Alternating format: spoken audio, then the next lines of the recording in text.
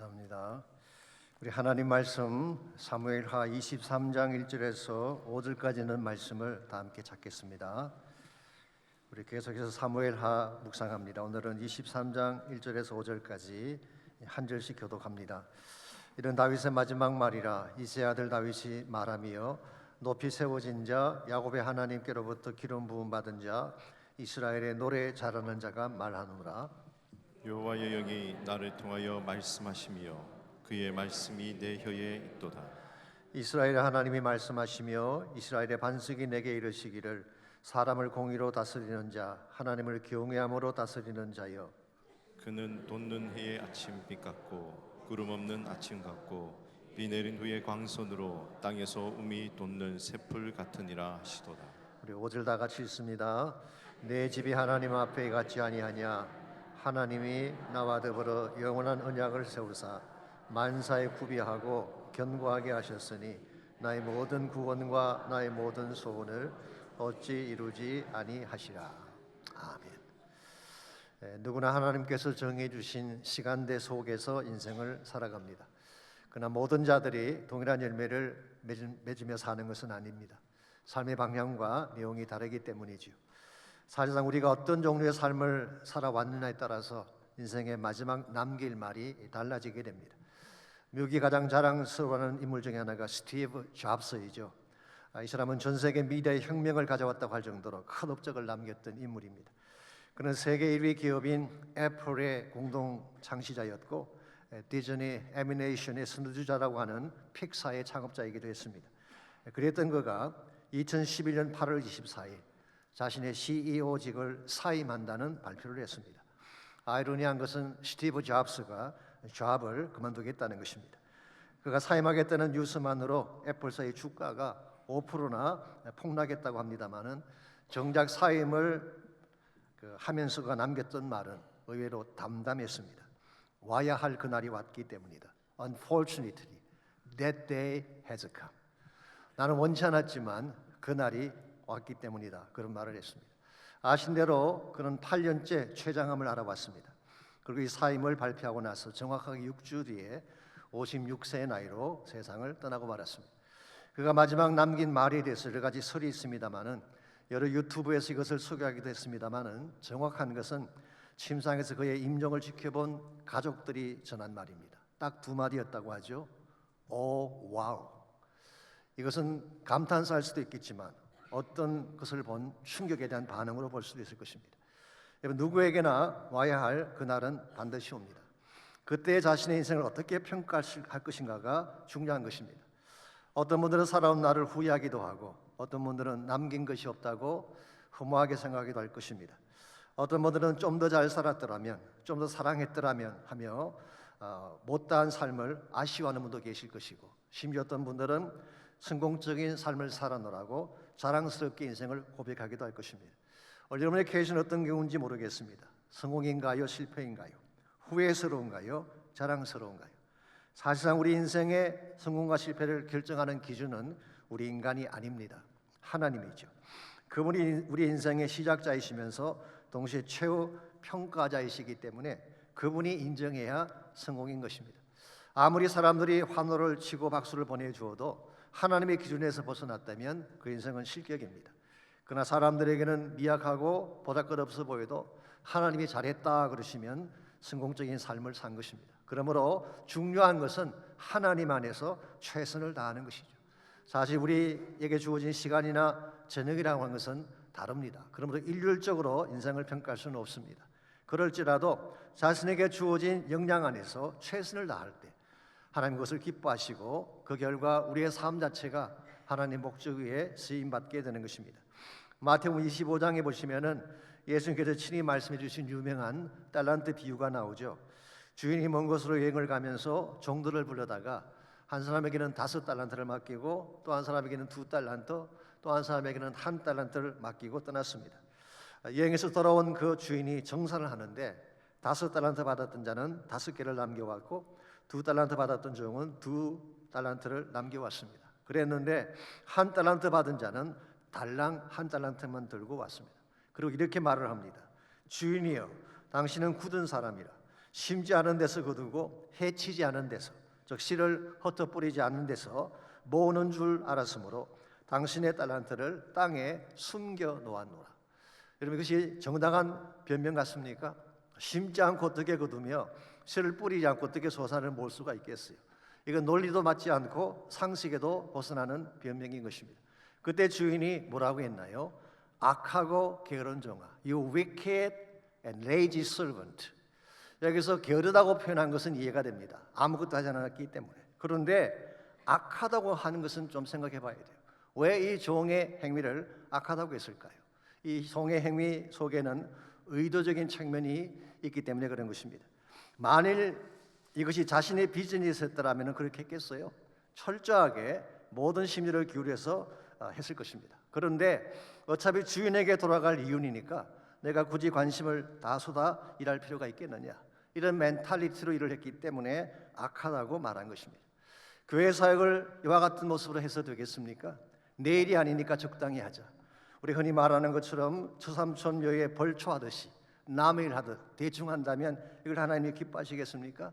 감사하게도 저에게는 그런 분이 계시지 않아서 참 감사합니다마는 이와 같은 모습으로 일하는 일꾼은 하나님이 받아주시지 않습니다. 누가 전심을 다해 봉사하는지 아십니까? 교회 사역을 자신의 일로 여기는 사람이죠. 그런 사람은 물품 하나를 써도 더 아낍니다. 하나님 것이니까. 누가 선교사로 헌신하는지 아십니까? 하나님의 눈물이 나의 눈물이 되고 하나님 나라 비전이 나의 사명이 되는 자, 이런 자가 선교에 헌신하는 것입니다. 이러한 사람은 자신의 주어진 역할이 크건 작건 전심을 다해 섬기기 때문에 하나님 영광 위에 쓰임받는 것이죠. 여러분과 제 인생도 마찬가지입니다. 나의 인생이 나의 것이 아니라 하나님께서 주신 것이기 때문에 더 최선을 다해야 되는 것입니다. 나의 시간, 나의 재능, 나의 물질 땅에 묻어두고 사장시킨다면 하나님의 뜻을 어기는 것입니다. 하나님의 목적을 위해 다 쏟아부을 때 그때 하나님께서 우리 삶을 통해 최상의 열매를 맺게 하시고 하나님 목적 위에 쓰임받게 하시는 것입니다. 1975년도에 발간된 유명한 책이 한 권 있습니다. 지미 카터가 썼던 책인데요. 책 제목이 Why Not the Best라는 책, 왜 최선을 다하지 않았는가라는 제목의 책입니다. 이 책은 그 당시 남부 조지아 출신의 무명 정치인에 불과했던 지미 카터가 자신을 미국인에게 알리기 위해 쓴 책이죠. 그 책 속에는 그의 가치관과 삶의 철학이 담겨져 있습니다마는 이분이 미 해군 사관학교를 졸업을 하고 보직을 받기 위해 잡 인터뷰를 할 때 그 당시 해군 제독이었던 하이만 릭오버가 그의 학교 기록을 보며 질문했습니다. Did you do your best? 당신의 최선을 다했는가? 그때 처음에는 yes sir 했어요. 왜냐하면 상위 10% 안에 들어가는 졸업을 했기 때문에. 그러나 그는 그 다음 순간 대답을 수정합니다. No sir, I didn't always do my best. 항상 최선을 다한 것은 아니었습니다. 그때 릭 오버 제독이 던졌던 마지막 질문이 가테 남은 생애에 가장 큰 영향을 끼쳤다고 회고를 하고 있습니다. 그 질문이 뭔지 아십니까? Why not? 왜 최선을 다하지 않았는가? 하나님이 주신 다할 수는 역량이 있었는데 이것을 다하지 못한 것에 대한 질책의 질문을 던진 것입니다. 그때부터 카터는 무슨 일을 하든지 최선을 다하고 Why not the best가 그의 일평생 좌우명이 되었다고 합니다. 그 결과 조지아 플레인이라는 시골에서 땅콩 농사를 짓던 그가 미국의 39대 대통령에 당선되지 않았습니까? 이번 하나님은 우리 삶을 최선을 다해 살기를 원하십니다. 나에게 주어진 역량을 최대한 발휘해서 하나님의 영광이 되기를 원하세요. 우리 인생은 한 번밖에 살지 못할 인생입니다. 그럴지라도 하나님이 주신 것이기 때문에 하나님이 기뻐하실 최선의 삶을 살아가야지 한 번을 살아도 바로 살게 되고 인생을 다 산 후에 하나님 앞에 갔을 때에 잘했다, 착하고 충성된 종아 칭찬을 받는 것입니다. 어떻게 하면 한 번밖에 살지 못할 인생을 하나님이 기뻐하실 베스트 라이프로 살아서 하나님께 영광이 될 수 있을지 오늘 같이 봉독한 본문을 중심으로 이것을 함께 정리해 보려고 합니다. 오늘 같이 그 본문에 보시면 다윗이 자신의 생을 마감하면서 남겼던 마지막 고백이 기록되어 있습니다. 사실 이것이 시로 기록이 되어 있기 때문에 어떤 성경학자들은 오늘 본문이 22장의 연장선이 아닌가 그렇게 해석하기도 합니다. 그러나 저는 거기에 동의하지 않는데요. 왜냐하면 원래 본문의 말씀은 다윗의 일생을 요약하는 말씀이고 한 걸음 더 나아가서 장차 이루어질 더 큰 차원의 비전을 적고 있는 것이기 때문에 22장의 연장은 아닌 것입니다. 조금 더 설명을 드리자면 오늘 본문에는 장차 다윗의 후손으로 오실 메시아에 대한 예언적 말씀이 기록되어 있습니다. 그래서 많은 성경학자들은 이것을 선지적 찬양이라고 부르고 있고 prophetic psalm 혹은 messianic prophecy, 메시아 예언이다 그렇게 지칭을 하고 있습니다. 1절 말씀 보시면 이는 다윗의 마지막 말이라 이새의 아들 다윗이 말하며 높이 세워진 자 야곱의 하나님께로부터 기름 부음 받은 자 이스라엘의 노래 잘하는 자가 말하노라. 여기서 다윗은 자신을 이새의 아들로 부르고 있죠. 사실 이 표현은 다윗의 대적자들이 다윗을 경멸할 때 쓰던 표현입니다. 예컨대 사울이 다윗을 그렇게 불렀습니다.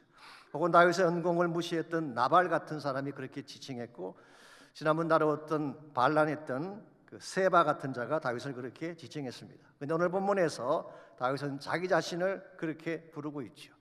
이것은 자신의 출신이 그렇게 화려하지 않았음을 밝히는 말입니다. 쉽게 말하면 다윗은 금수저 출신이 아니라 평범한 집안 출신인 것을 밝힌 것입니다. 그럼에도 불구하고 다윗은 자신의 인생을 세 가지 단어로 요약을 하고 있습니다. 첫 번째로 나는 높이 세워진 자다. Raised by God on high. 아마도 자신에게 주어진 왕의 직분, 존귀한 직분을 표현한 것 같습니다. 두 번째로 나는 기름 부음 받은 자이다. Anointed by God. 성령으로 기름 부음 받고 남다른 지혜와 영성을 가졌던 사실을 설명한 것입니다. 세 번째로 노래하는 자, sweet psalmist. 이 말씀은 목청이 좋은 가수같이 노래를 잘한다 그런 뜻이 아니라 하나님을 찬양했던 예배자였음을 밝힌 것입니다. 한마디로 다윗은 자신이 받은 생애, 하나님께서 자신에게 주신 생애를 자랑스러운 삶이었다고 고백을 하고 있습니다. 하나님에 의해 들림받고 남다른 지혜와 능력으로 하나님을 섬겼고 무엇보다 하나님을 찬양하며 살았던 다윗의 삶, 이보다 더 아름답고 더 존귀한 인생이 어디 있겠습니까? 실제로 다윗이 남겼던 삶의 열매는 이스라엘 역사상 가장 위대하고 존귀했습니다. 한 걸음 더 나아가서 하나님 나라의 비전을 세우는 기초가 다윗의 인생이 되었죠. 요즘 우리가 생명의 삶을 가지고 큐티를 하는데요, 열왕기상을 묵상하고 있지 않습니까? 거기 보게 되면 이스라엘의 역대 왕을 평가할 때 기준이 무엇이었나요? 다윗입니다. 다윗과 같았더라 그러면 그 왕은 성공한 왕이에요. 그런데 다윗과 같지 않았더라 그러면은 실패한 왕이 되는 것입니다. 여러분, 이것은 다윗이 완벽해서 그렇게 기준을 삼은 것이 아닙니다. 다윗에게도 실수가 있었죠. 그러나 다윗은 자신에게 주어진 역량 안에서 최선을 다해서 하나님의 목적을 이루었기 때문에 다윗을 기준으로 삼은 것입니다. 오늘과 저의 삶도 마찬가지입니다. 완벽하지는 않지만 우리에게 주어진 삶의 최선을 다함으로 하나님을 기쁘시게 해야지, 그래 우리 인생이 성공적인 인생이 되고 베스트 라이프가 되는 것입니다. 어떻게 하면 여러분과 제가 다윗처럼 하나님이 인정해 주시는 최선의 삶을 삶으로써 하나님께 영광을 돌릴 수 있을지, 오늘 본문에 소개된 다윗의 고백을 통해서 최선의 삶을 사는 세 가지 비결을 함께 정리해 보려고 합니다. 첫 번째로 하나님이 인정하시는 베스트 라이프를 살아가려면 축복된 언어가 필요합니다. 내 입술에 건강하고 밝은 언어가 있어야지 우리 삶을 아름답게 만들어갈 수가 있는 것입니다. 2절 말씀 보시기 바랍니다. 다윗은 그의 혀에 무엇을 담고 살았다고 했는지, 여호와의 영이 나를 통하여 말씀하시며 그의 말씀이 내 혀에 있도다. 옛날 번역인 개역 한글에서는 여호와의 영이 나를 빙자하여 말씀하시며 그렇게 번역해 놓았어요. 이것은 소위 말하는 성령의 영감받은 상태를 가장 잘 보여주는 본문 중에 하나라고 할 수가 있습니다. 성령의 제자들이 성경을 기록할 때 자기 마음대로 쓴 것이 아닙니다.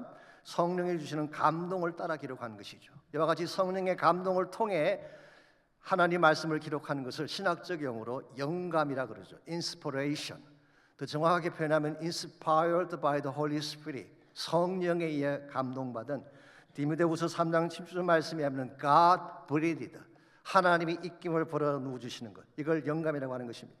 하나님의 입김을 성령을 통해 불어넣어서 기록한 것이 성경책이기 때문에 모든 성경은 하나님 말씀이고 절대적 권위를 갖게 되는 것입니다. 그러므로 성경을 이해하려면 뭐가 필요할까요?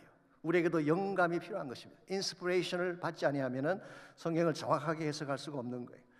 그래서 제가 오래전에 신학교에서 설교와 강의를 할 때 자주 학생들에게 물었던 질문이 있습니다. 토요일 밤 설교 준비가 막힌 목사님과 연세가 많으신 할머니의 공통점이 무엇인가? 둘 다 영감이 없다는 사실이죠. 영감이 없으면 아무리 고민해도 말씀이 풀리지가 않아요. 해석이 안 되는 것입니다. 그래서 밤새 고민하다가 설교를 마치지 못하는 케이스가 있죠. 그런데 오늘 본문에 보니까 다윗의 경우는 영감이 있었어요. 성령께서 그에게 임하셨고 성령의 말하게 하심을 따라 말씀했기 때문에 그의 혀에는 무엇이 있다고 했어요? 그의 말씀이 있도다. 즉 하나님 말씀이 그의 혀에 있었던 것입니다. 그러므로 다윗의 언어는 하나님 말씀이 있는 혀이기 때문에 축복된 언어가 될 수밖에 없어요. 말씀을 입에 담고 사니까 진실된 말을 할 수밖에 없고 그가 하는 모든 언어는 찬양이 되고 노래가 되고 축복이 되는, 오늘 여러분과 저에게도 이와 같은 성령의 언어, 말씀의 언어가 필요한 것입니다. 사실 오늘 우리의 혀가 바르게 되기만 하면 굉장히 좋은 열매를 맺을 수가 있는데 우리는 안타깝게도 그런 말을 못할 때가 더 많이 있죠. 악한 말을 하기도 하고 더러운 말을 하기도 하고 찌르고 저주하는 말을 할 때가 있습니다. 그 결과 우리 주변에 있는 사람들이 얼마나 많이 상처를 받고 힘들어하게 됩니까? 그래서 나온 유명한 말이 있잖아요. 역사가 시작한 이래 칼이나 총에 맞아 죽은 사람보다 혀끝에 맞아 죽은 사람이 더 많다고. 이 말이 주는 파괴력이 더 심각하다는 거예요. 이런 면에서 우리는 참 정제되고 축복된 바른 언어를 써야 되는데 실제로는 이것이 쉽지가 않습니다. 바른 말을 해야 되는데 그게 잘 안 돼요. 근본 이유가 어디 있을까요? 우리 안에 악한 것이 있기 때문에 그런 것입니다. 내 심령 가운데 악한 것이 담겨져 있는데 어떻게 나의 입술을 통해서 선한 것이 나올 수가 있겠어요? 이건 저의 말이 아니라 예수님께서 직접 하신 말씀입니다. 마태복음 15장에서 입에서 나오는 것은 마음에서 나오나니 이것이야말로 사람을 더럽게 하는 것입니다. 내 마음속에 악한 것이 있으면 악한 것이 나오는 거예요. 내 안에 더러운 것이 있으면 더러운 것이 나오는 것입니다. 내 안에 어둠이 꽉 차 있으면 어두운 말이 다 터져 나올 수밖에 없는 것이죠. 그러므로 나의 랭귀지, 입술의 혀를 바꾸려고 하면은 뭐가 바뀌어야 될까요? 내 마음의 근본이 바뀌어야 되는 것입니다. 그러므로 내 심령 한가운데에 성령께서 임재하셔서 성령이 내 마음을 지배하게 되면 그때 나의 입술을 통해 나오는 모든 언어는 성령의 언어가 되는 것입니다. 오늘 우리의 마음을 붙잡고 있는 어둠의 권세가 떠나가고 악한 권세가 떠나가고 저주하며 불평했던 모든 마음들이 다 떠나가고 하나님의 역신 성령으로 가득 차기만 한다면은 성령이 말하게 하심을 따라 말하니까 우리 삶이 아름다워지고 열매가 존귀하게 되는 것입니다. 실제로 사도행전 2장을 보시게 되면 오순절날 성령께서 임하셨을 때에 어떤 현상이 일어났습니까? 오래전에 척 스웨인들 목사님은 세 가지 현상이 일어났다고 요약한 적이 있는데요. 첫 번째가 something they heard, 뭔가 그들이 들은 것이 있었어요. 급하고 강한 바람 소리 같은 것을 들었다고 했습니다. 두 번째로 something they saw, 뭔가 본 것이 있어요. 불의 혀같이 갈라지는 것을 보았습니다. 그리고 세 번째가 something they spoke, 그들이 무엇인가 말을 한 거예요. 그 말이 뭘까요? 2장 4절은 이렇게 기록합니다. 그들이 다 성령의 충만함을 받고 성령의 말하게 하심을 따라 다른 언어들로 말하기 시작하니라. 여기서 말하는 다른 언어가 영어 성경에 하면은 speaking in other tongues. 여기서 나온 우리가 늘 쓰는 용어가 방언이죠. 방언. 물론 방언에 대한 해석은 굉장히 다양하긴 합니다만은 최소한 사도행전 2장에 나오는 방언은 그곳에 모인 모든 자들에게 복음을 듣게 하는 축복의 언어였음에 틀림없습니다. 성경 기록하잖아요. 각국에서 몰려왔던 유대인들이 자기 난곳 방언으로 듣게 되었다. 자기 나라 말로 들었기 때문에 복음을 이해하게 된 것이죠. 이건 굉장히 중요한 사건입니다. 제가 좀 더 구속사적으로 설명을 조금 더 드리자면요, 창세기 11장에 보게 되면 바벨탑 사건이 일어났죠. 하나님을 대적하기 위한 탑을 샀다가 하나님께서 심판하셔서 언어를 흩어버리셨어요. 그 전까지는 모든 우리 인류의 랭귀지 앤 스피치가 하나였어요. 근데 바벨탑 사건으로 랭귀지가 다 흩어지게 된 것입니다.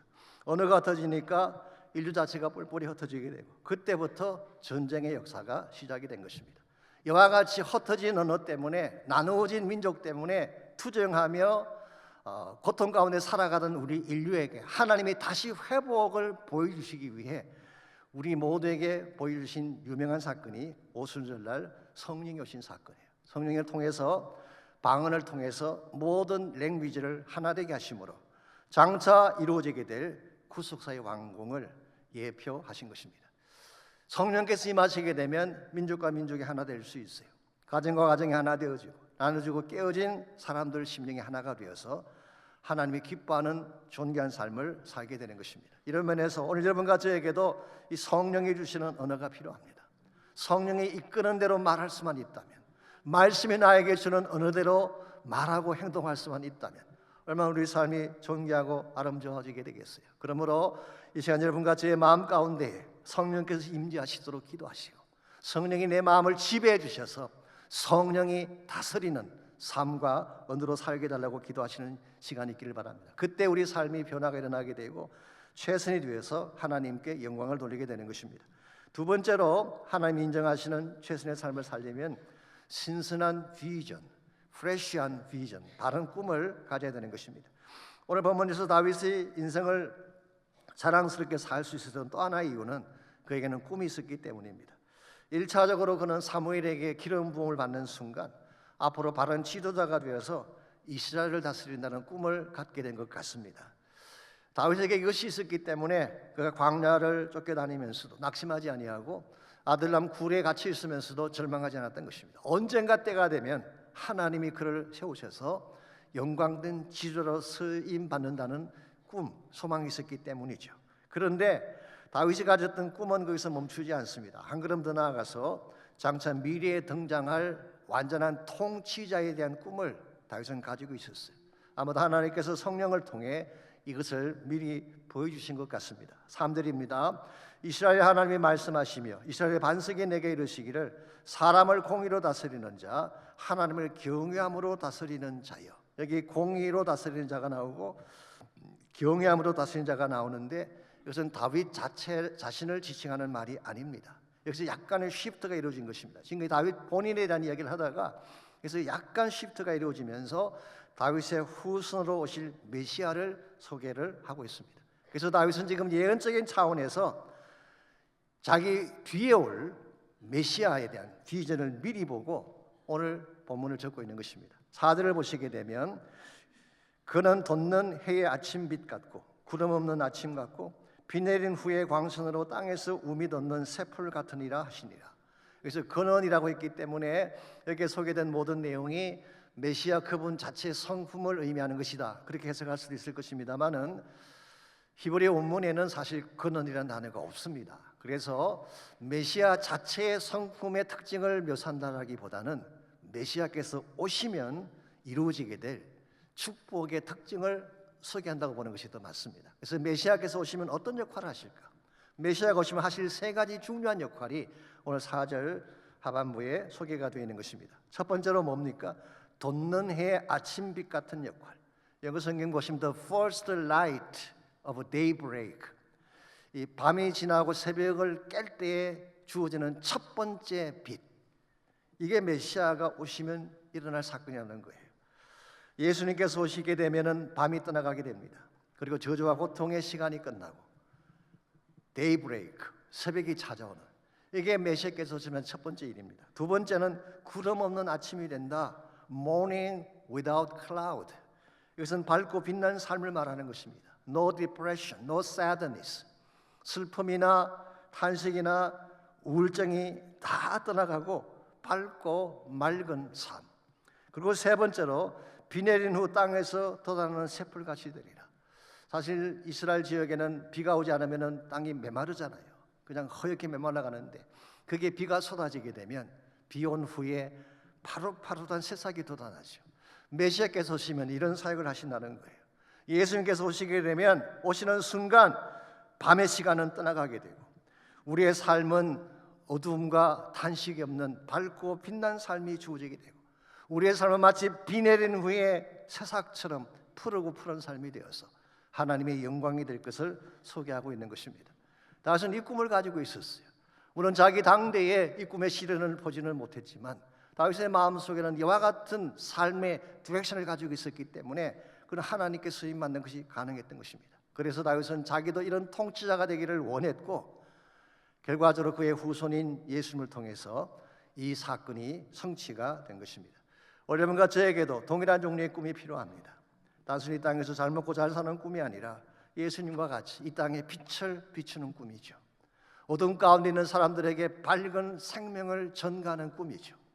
마치 메말라 비틀어진 삶의 심령 가운데에 생기를 심어주고 그들이 다시 푸른 꽃과 같이 피어날 수 있도록 도와주는 삶, 이게 바로 메시아닉 미니스트리이고 여러분과 제가 가져야 될 우리 삶의 방향이며 비전이라고 할 수가 있습니다. 이런 삶을 살아갈 때, 이와 같은 프레시한 꿈을 가지고 살아갈 때에 하나님 여러분을 통해 메시아가 하시는 놀라운 일들을 감당케 하시고 결과적으로 가장 아름다운 열매가 있는 삶을 주시는 것입니다.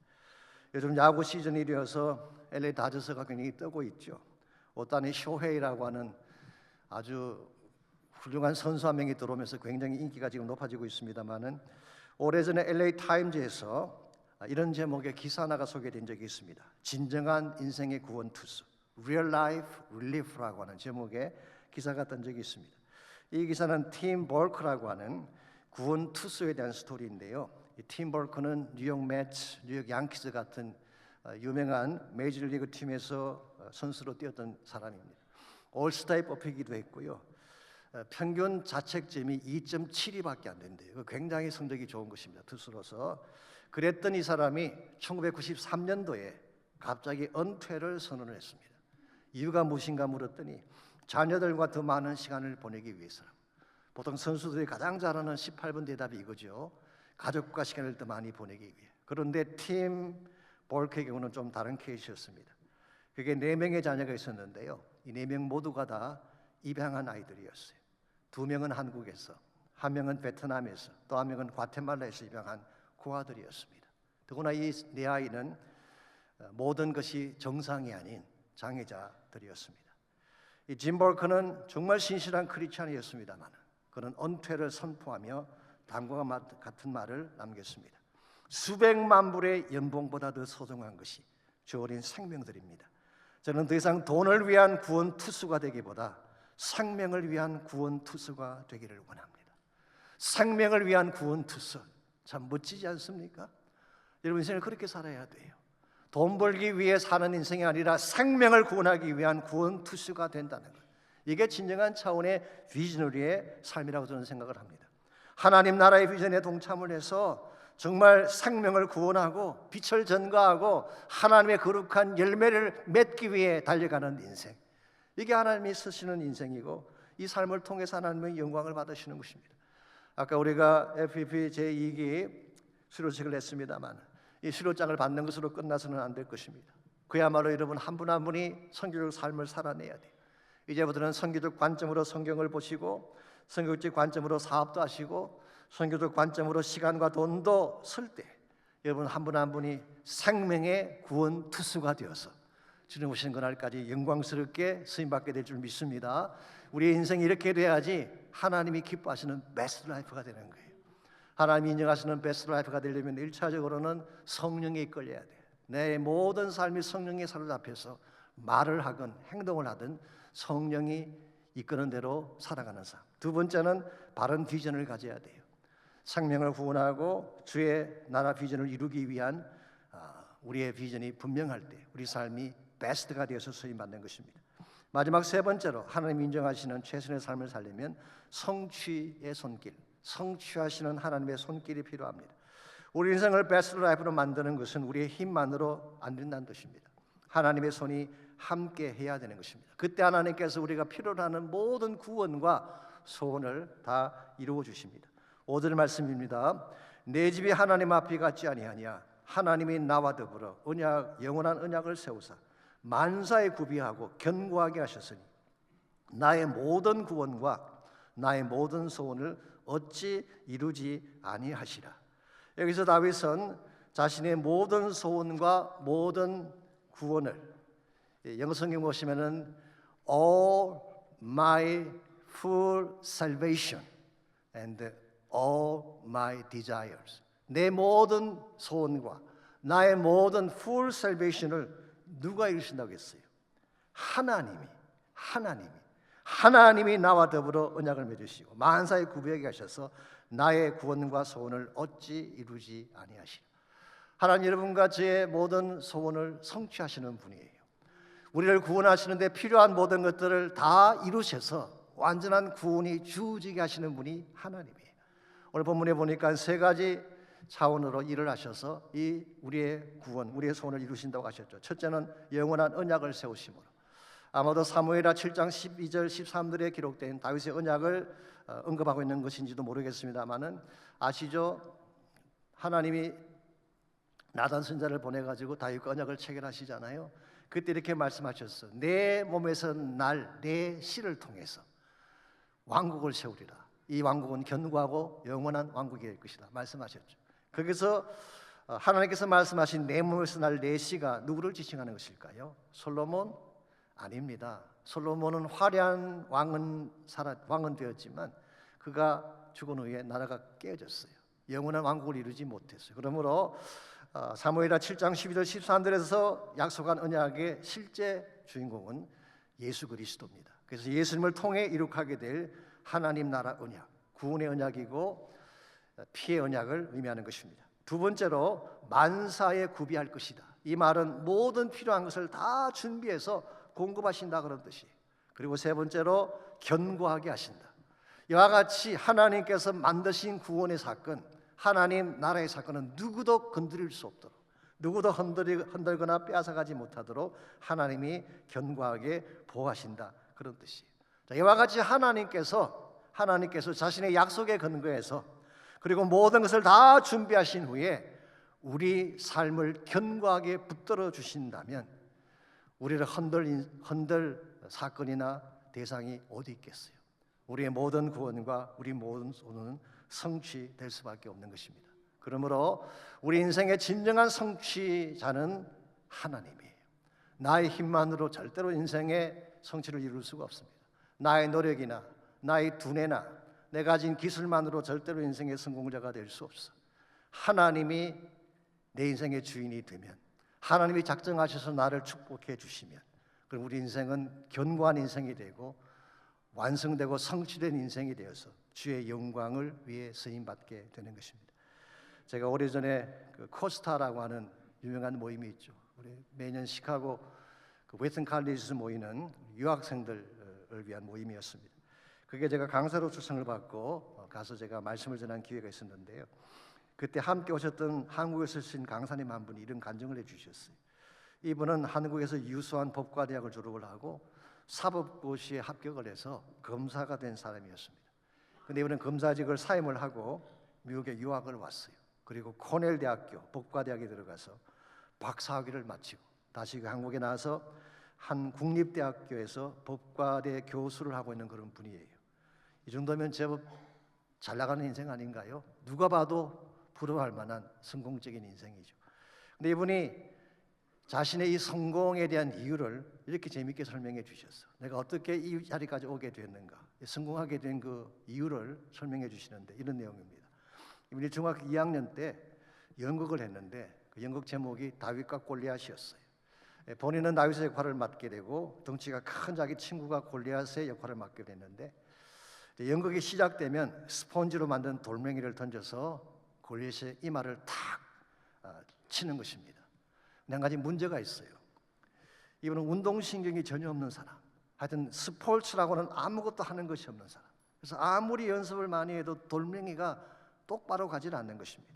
그래서 고민을 하다가 연극이 시작하기 직전에 자기 친구 골리앗을 찾아가서 부탁을 했습니다. 내가 아무리 연습을 해도 안 되니 한 가지 부탁을 하자. 내가 볼을 던지면 어디로 던지든 상관하지 않고 무조건 넘어져라. 너 쪽으로 오든 오지 않든 상관하지 말고 무조건 넘어져라. 관중들은 멀리서 보니까 잘 알아차리지 못할 거야. 그렇게 약속을 하고 연극의 막이 시작됐습니다. 이제 자기 순서가 와서 돌을 돌려서 던졌는데요. 놀랍게도 정확하게 골리앗의 이마에 가서 딱 맞는 것입니다. 이 신기한 일이 아닐 수가 없어요. 그 순간 이분이 크게 깨달은 것이 하나 있었다고 이야기했어요. 자신은 지금까지 성경을 볼 때마다 다윗이 평소에 물맷돌 던지는 연습을 많이 했기 때문에 골리앗을 맞춘 것이다, 그렇게 본인도 생각을 했고 그렇게 설교하시는 말씀도 많이 들었는데 그 연극에서 이걸 체험하는 순간 그게 아니라는 깨달음이 왔다는 것입니다. 하나님이 작정하시면 누가 던져도 맞출 수 있다는 사실. 다윗이기 때문이 아니라 자기가 공부를 열심히 하고 준비를 많이 했기 때문에 사법고시에 패스하고 높은 위치까지 올라간 것이 아니라 하나님이 작정하시면 누구나 골리앗의 이 말을 명중시킬 수 있다는 거예요. 그래서 그분이 내린 결론은 이것입니다. 성공의 성취는 하나님 손에 달려있다. 나의 노력도 필요하긴 하지만, 환경이나 운명도 필요하긴 하겠지만, 궁극적으로 내 성공의 근본 이유는 이 모든 것을 성취하시는 하나님 손에 달려있다. 믿습니까? 믿는다면 이제부터 여러분 자신을 의지하지 마십시오. 세상을 붙들지 마시고 하나님의 견고한 손을 붙들고 사시기를 바랍니다. 그 손이 능력의 손입니다. 그 손이 기적의 손이고, 그 손이 치유의 손이고, 그 손이 죽은 자를 살리는 생명의 손입니다. 여러분이 아무리 연약하고 미약할지라도, 아무리 무능력할지라도 이 능력의 손을 붙잡고 기도하게 되면 불가능이 가능으로 바뀔 줄 믿습니다. 능치 못할 일이 없으신 하나님이 나를 도와주실 것이기 때문에 중요한 것은 하나님이에요. 하나님이 나의 편이 되어 주시기만 한다면은, 하나님이 나를 도와주시기만 한다면은, 하나님이 작정하시기만 한다면은 어떠한 골리앗의 임하도 명중시킬 수가 있고, 어떠한 삶의 계획도 성취할 수가 있고, 하나님 영광으로 쓰임 받게 되는 것입니다. 그러면 여러분과 제가 함께 기도하기를 원하는데, 나가 지금까지 의지했던 모든 다른 손들을 다 내려놓고 오직 한 분 전능하신 하나님의 손만 붙잡고 기도하시길 바랍니다.